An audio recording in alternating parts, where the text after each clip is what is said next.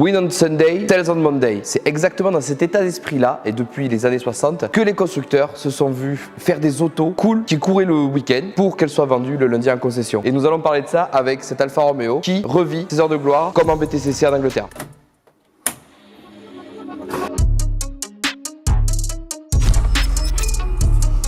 Salut l'équipe, c'est PZ. Aujourd'hui, pour les Racing Lovers, on vous présente notre nouveau format Baguette Motorsport. C'est quoi? C'est un format où on va vous présenter des prépas et des véhicules français préparés par des Français qui sont plus ou moins légaux dans le cadre de la zone 51 qui est un de mes deux garages, se trouve à Martignas, dans lequel on retrouve du detailing, de la mécanique et surtout un bar et de l'événementiel automobile. Parlons Alpha. Aujourd'hui, comme vous pouvez le voir, on est à côté de Pepperoni, mon Alfa Romeo 156 que vous suivez déjà sur mes réseaux. Cette Alfa 156, aujourd'hui, elle court en championnat de France historique, en super berline 2 litres. Vous allez me dire, c'est quoi cette catégorie encore à la con? Tout simplement, c'est une catégorie qui veut faire revivre les autos qui ont fait les légendes des courses de véhicules de tourisme dans les années 90. Le règlement est simple, il faut une berline, qu'elle fasse 2 litres et qu'elle soit entre 90 et 97. Tout simplement, la liste des véhicules était éligible et sur le site internet de la Super Berline. Et moi j'ai choisi ça. Vous direz, pourquoi choisir une italienne? I don't want peace. I want problems, always. Ben déjà parce que la base n'était pas chère. Honnêtement, je voulais pas acheter le 36 à 6000 balles.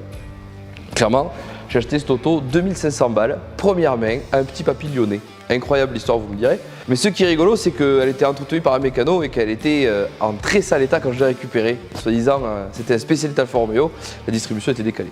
Revenons à cette catégorie. Pourquoi j'ai choisi de courir là, vous me direz? Alors tout simplement parce que c'est une catégorie jeune et que c'est une catégorie dans laquelle en fait on repart tous d'une page blanche. Et moi je voulais recommencer le sport auto sur une page blanche, sur quelque chose où on pouvait s'amuser correctement avec tous le même pied d'égalité. Comment ça fonctionne? En fait, il faut savoir que la FFSA, la Fédération Française du Sport Automobile, organise des championnats de France, modernes, historiques, de drift. Et dans ces week-ends de courses historiques, dans lesquels je fais partie, il y a plein de catégories. De la Formule 1, de la Formule 4, de la Formule Renault, des voitures de tourisme, des GT de tourisme beaucoup plus puissantes, les MX5 Cup. La liste est très longue. C'est des week-ends HVM Racing, du coup, le nom d'historique. Et nous faisons partie, de la petite catégorie des super berlines 2 litres. Et du coup, c'est quoi la prépa? Commençons par les trains roulants. Pour les amortisseurs, nous sommes tous obligés d'être équipés en KW V3 Race, qui sont des amortisseurs que vous retrouvez sur énormément d'autos de course aujourd'hui, parce que c'est la référence KW en amortisseur de course. Pour le freinage, nous sommes en disque d'origine non percé, non rainuré, et en plaquette, nous sommes en Ferodo DS 2500 ou DS 3000, j'ai préféré les 3000 parce que le feeling était bien mieux avec l'auto. Pour la partie jante, nous sommes obligés d'avoir du 7/16, ça c'est la dimension de tout le monde. J'ai fait le choix de Team Dynamics EvoCorse pour leur légèreté, leur style, parce qu'elles sont vraiment stylées, et les embases des écrous forgés qui permettent de serrer un peu comme des gros bourrins sans trop se préoccuper de la jante. Pour la partie pneus, nous sommes tous obligés d'être équipés en Ankank NS2R en 205/45/16. Même taille, même pneu, même dimension de jante pour au maximum avoir la performance égale sur toutes les autos.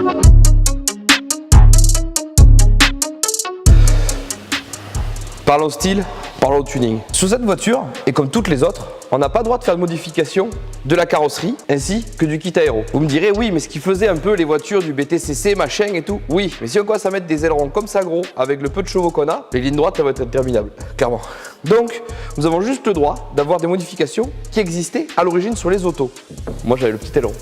D'après Alfa Romeo, il fait gagner 4 km/h de vitesse de pointe. Vous m'expliquerez comment avec un aileron, on peut gagner de la vitesse. Je pense que la soufflerie, c'était pas quelque chose où ils allaient souvent. Et la déco, vous me direz, pourquoi on a choisi ça? C'est parce qu'on doit se rapprocher au maximum des décos d'époque ou avoir des décos d'époque. Bon, j'ai intégré mes sponsors sur la voiture, vous l'aurez remarqué. Et avec Matty Power, nous avons conçu une déco comme à l'époque. Vous me direz en commentaire ce que vous en pensez.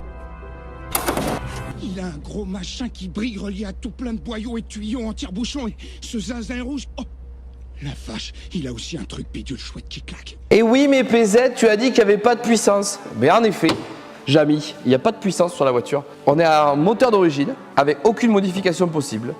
on doit garder le même diamètre de ligne d'échappement et le même diamètre d'admission d'air. On a le droit de faire quelques petites modifications comme cette magnifique barre anti-rapprochement que vous noterez qui est rouge aussi.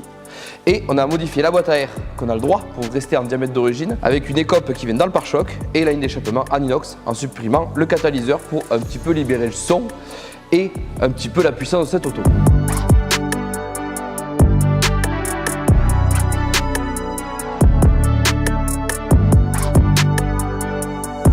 Côté intérieur dans tout ça, vous me direz, et bien là, je vous dirais, c'est la simplicité. Le plus gros du travail a été fait là-dedans, parce que déjà, on a vidé la voiture comme vous pouvez le voir, on a allégé le faisceau électrique. Alors ça a été un chantier, je le souhaite même pas à mon pire ennemi de faire l'électricité. Nous avons mis en place tous les équipements de sécurité de l'annexe J du règlement de la FFSA, baquet, harnais, arceau, extincteur. Évidemment, cloisonnement de l'habitacle pour être séparé du réservoir, parce que ça peut être un peu important.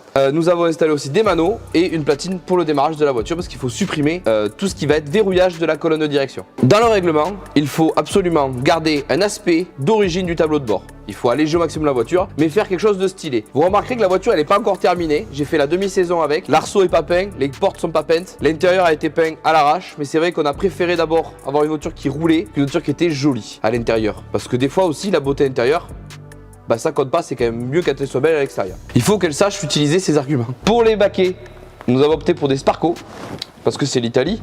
Les harnais, des Sparco aussi. L'extincteur, ah non c'est pas un Sparco, je crois que c'est un Sparco. Oh le cancer putain. L'arceau, c'est un Sparco, mais d'ailleurs qui en a dû refaire, parce que l'Italie, c'est pas forcément du bon travail du métal. On l'a vu dans les 50 dernières années de l'histoire d'Alfa Romeo. Et le volant, le pommeau, vient de chez Grip Royal, ma marque de cœur. Et c'est fait aux États-Unis.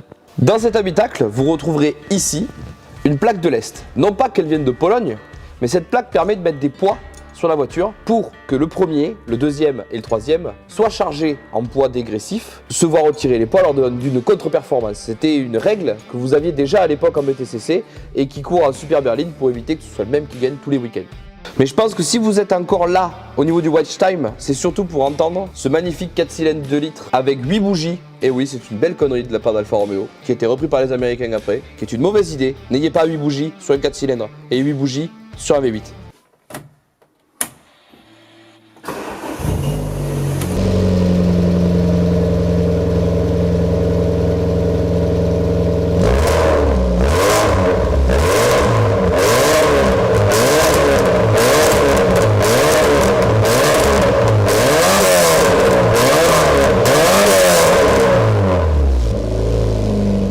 Vous allez me dire, on va peut-être parler budget, savoir combien ça coûte de faire de la course en super berline.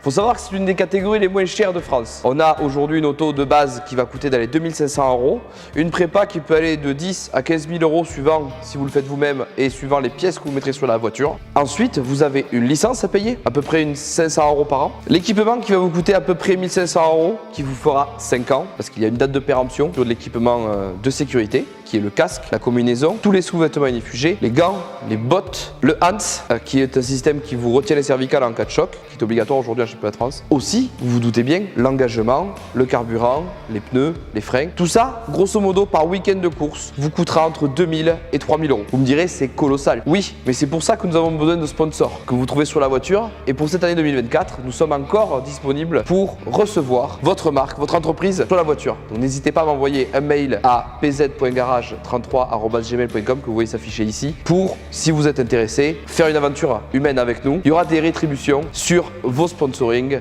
pour vous permettre de vivre votre passion automobile avec nous. Si ce format vous a plu et que vous souhaitez faire partie de l'aventure Baguette Motorsport, n'hésitez pas à nous envoyer un message sur Instagram avec les photos de votre voiture préparée et nous vous dirons à quel moment nous pourrons la filmer à la zone 51. Et n'oubliez surtout pas de télécharger l'application Racing Lover sur laquelle vous retrouverez les rassos les plus chauds de votre région et sans envoyer 61212 par SMS et sans vous faire ouvrir le cul avec des SMS payants. Et comme d'habitude, n'hésitez pas à vous abonner, à partager la vidéo et à liker, nous dire ce que vous en avez pensé en commentaire de ce nouveau format. Et sur ce, la famille, n'oubliez pas, restez tunés.